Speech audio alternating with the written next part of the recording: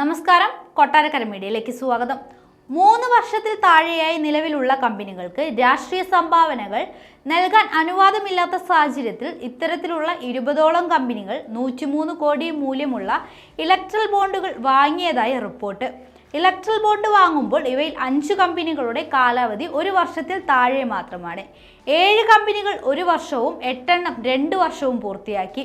പട്ടികയിലുള്ള ഭൂരിഭാഗം കമ്പനികളും ഇന്ത്യൻ സാമ്പത്തിക പ്രതിസന്ധി നേരിട്ട 2019 ആരംഭിച്ചവയാണെന്നും ദേശീയ മാധ്യമമായ ദ ഹിന്ദുവിന്റെ റിപ്പോർട്ടിൽ പറയുന്നു. ആരംഭിച്ചതിന് 3 വർഷങ്ങൾക്കുള്ളിൽ രാഷ്ട്രീയ സംഭാവനകൾ നൽകുന്ന കമ്പനികൾക്കുള്ള വില ഏകദേശം 4 പതിറ്റാണ്ടോളമായി നിലനിൽക്കുന്നതാണ്. രാഷ്ട്രീയ സംഭാവനകൾ നൽകുന്ന കമ്പനികൾക്ക് നിരോധനം ഏർപ്പെടുത്തുന്ന 293A വകുപ്പ് ചില വ്യവസ്ഥകളുടെ അടിസ്ഥാനത്തിൽ 1985 പാർലമെന്റ് ഭേദഗതി ചെയ്തത്. ഇതിലെ പ്രധാന വ്യവസ്ഥകളിൽ ഒന്നായിരുന്നു 3 വർഷ പരിധി. 2013 കമ്പനി നിയമത്തിലെ 182 വകുപ്പിന് കീഴിൽ ഈ വ്യവസ്ഥ നിലനിർത്തുകയും ചെയ്തു.